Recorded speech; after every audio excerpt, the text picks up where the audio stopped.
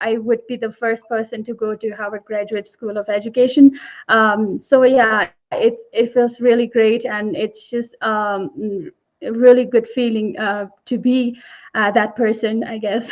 Then I started volunteering in different areas in Delhi. That's when I really realized that I think education or being a teacher is something that I really enjoy doing. So that's when I felt the transformational power of education, and I really wanted to have that experience, and give that similar experience to the rest of the rest of the students back in Ladakh. So that's why I chose education, and I chose to come back to Ladakh so that I can also sort of share what I have experienced back in Delhi and back in Pune, being a Teach for India fellow.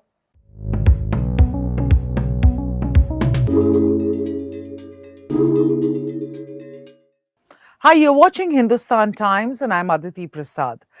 We are usually inundated with stories of hate, despair, and violence in our daily lives. So, when we encounter a true story of hope, of optimism, and love, it becomes our duty to spread the positive energy. That is why we have with us today Rigzen Wangmo. Welcome to HT Rigzen. Um, Let me tell our viewers a few things about you, Rigzen, before we start our interaction. Viewers, Rigzen is from a remote village in Ladakh. Her village is in the Nubra Valley. From Leh, where she is currently staying, it takes Rigzen about 5 hours to reach her village in winters when there is snow, and 3 hours during the summer season. Now, she is the first in her family to go to school, college, and get an education. Armed with a master's degree, Rigzen has decided to use education as a tool. She returned to Ladakh to transform the lives of the people in this region. She met the visionary Sonam Wangchuk, joined the Students' Educational and Cultural Movement of Ladakh, or SECMOL, and is bringing educational reforms to Ladakh's government school system. And good news, viewers, Rigzen has now been accepted into Harvard University's Graduate School of Education, perhaps the first female student from Ladakh to make it to Harvard. Rigzen, how does it feel? Uh, Thank you so much for having me. I'm really glad to be here. It feels amazing. It just feels surreal, unreal, and it just um, very unreal for me, to be very honest. But it feels really good. It feels really good. You know, you are perhaps one of the first students from Ladakh. Have people around you made you aware of that? How did you realize that you're perhaps the first student from Ladakh to make it to Harvard? Mm, I didn't realize that, like, when I got the offer later. I think later on, when people started approaching me for interviews and for radio and television programs. That's when I sort of realized that I would be the first person to go to Harvard Graduate School of Education. So yeah, it feels really great, and it's just a really good feeling to be that person, I guess. So how did your parents react? I understand from our conversation before this video recording that your parents are not educated. They live in a very remote area. They run a small farm. How did they take your admission into Harvard? Um, so to be honest, they didn't really know where and what Harvard is. So when I called up my mom, I said that I got into Harvard Graduate School of Education. She wasn't surprised, and she wasn't happy either. And she just said that, okay, when are you going? So that was her reaction. But later on, when I went into different programs and did the interviews and everything, I think that's when they realized that it's something big. That's a big deal. Yeah. All right, Rigzen, tell me, you are the first in your family to get formal education. How did this entire thing come about? I went to a government school, Jawahar Navodaya Vidyalaya, JNV, if you know of. And I did my schooling there up till 12th standard. And post that, I went to Delhi University for my bachelor and my master's. Right after my master's, I applied for the Teach for India, and that's when my journey in education started. Okay, a lot of students, when if given the opportunity, you came to Delhi from Ladakh. You came to Delhi to complete your to complete your bachelor's, to complete your studies. But given a choice, many students of your age would have looked for a lucrative career here in Delhi or in Bombay, and tried to make it in one of the mainstream so-called careers. But you decided to move back to Ladakh and to give back to your people. What prompted that decision? Um, my decision of taking zoology as my major in my bachelor and master was never intentional. As in, I was not very sure what I was doing at that point of time because I had no guidance, and I, being the eldest in the family, I didn't really know other options that are available in Delhi University at that time. So I just thought that since I've done my medical, during my plus one and 12th standard, maybe I should just take up zoology. So I ended up choosing zoology. Out of sheer lack of guidance, I would say. But then when I realized that this is not something that I want to pursue long term, then I started volunteering in different areas in Delhi. That's when I really realized that I think education or being a teacher is something that I really enjoy doing. So that's when I felt the transformational power of education, and I really wanted to have that experience, and give that similar experience to the rest of the rest of the students back in Ladakh. So that's why I chose education, and I chose to come back to Ladakh so that I can also sort of share what I have experienced back in Delhi and back in Pune, being a Teach for India fellow. Okay, that's very fascinating that you decided to give back, go back, and what has been your experience at SECMOL like? I understand you've been academic director there now for the last 3 years, and that's at 28. You're 28 years old, and that's a really young age to be academic director. But what is how has that experience been, and how has been the experience of working with Sonam Wangchuk?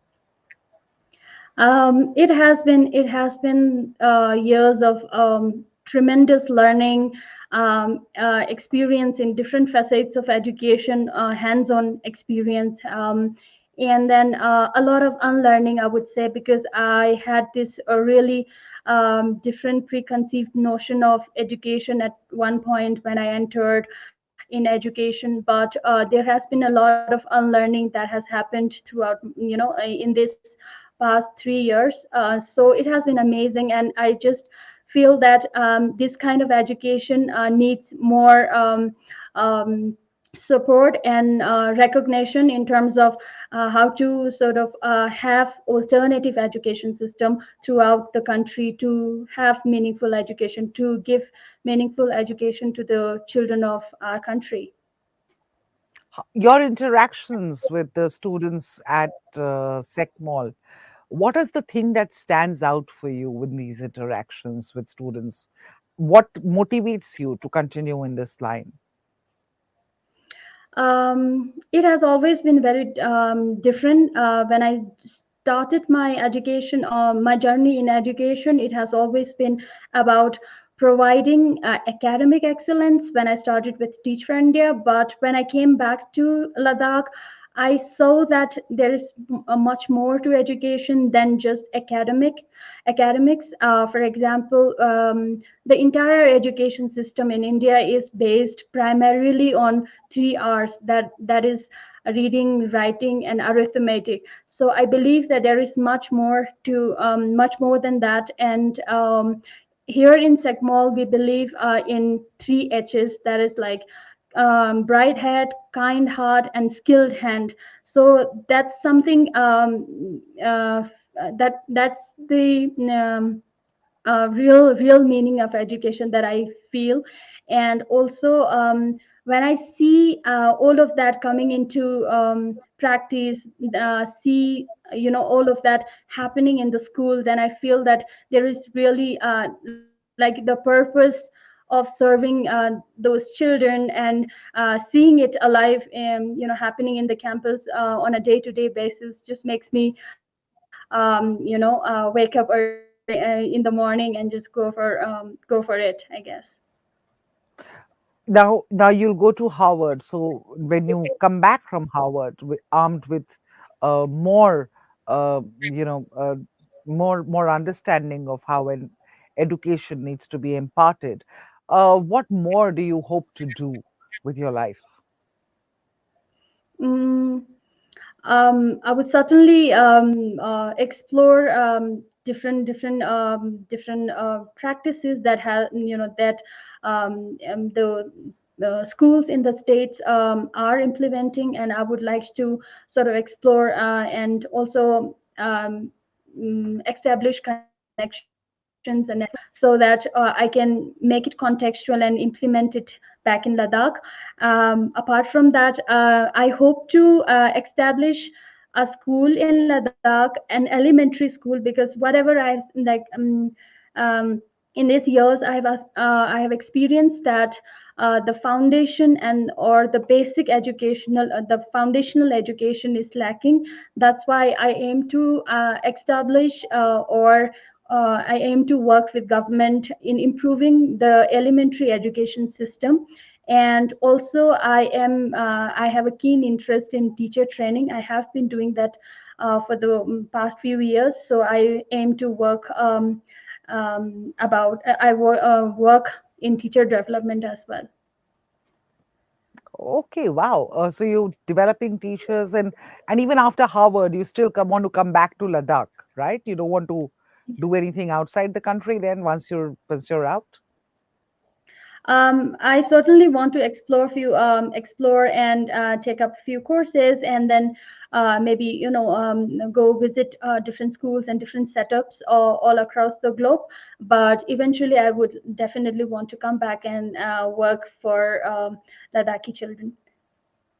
For the Ladakhi children, and that's a very nice thought because viewers, as you all know, Ladakh is uh, at one end of the country, and it is pretty remote, so to say, and especially from where Rigzen comes, and that is Nubra Valley Rigzen, right?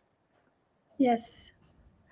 So how are your neighbors and how has everybody reacted at home? You told me your parents were very they didn't really understand what is it that you're doing, but I'm sure your parents must be very proud of you. And how is everybody in the community reacting in your village? I haven't gone home since I got the result. I have been working with the school here, and but I get a lot of messages. I get a lot of calls saying that you have made us proud. You have shown that people from our background or our village or our community could also achieve so much. So it feels really nice when people tell you such things. It's that some people say that you are an inspiration for us and all of that.